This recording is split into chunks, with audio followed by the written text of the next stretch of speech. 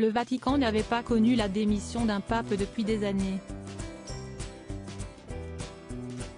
voire des siècles, puisque la dernière en date remonte à 1415 et le pape Grégoire XII qui le fit alors pour des raisons politiques.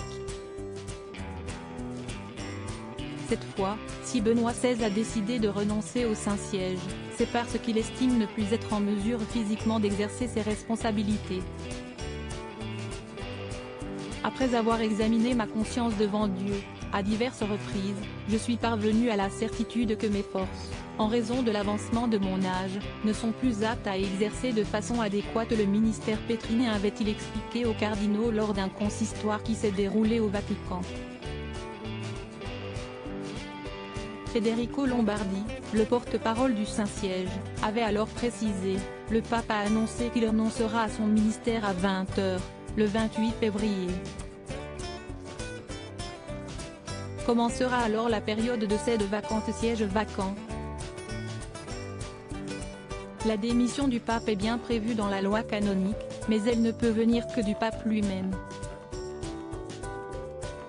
Lui seul peut prendre cette lourde décision. S'il arrive que le pontife romain renonce à sa charge, il est requis pour la validité que la renonciation soit faite librement et qu'elle soit dûment manifestée, mais non pas qu'elle soit acceptée par qui que ce soit, dit le texte. Benoît XVI, âgé de 85 ans au moment de sa démission, était pape depuis avril 2005. Un pontificat d'à peine 8 ans qui paraît d'autant plus court que celui de son prédécesseur Jean-Paul II est l'un des plus longs de l'histoire du Vatican, plus de 26 ans.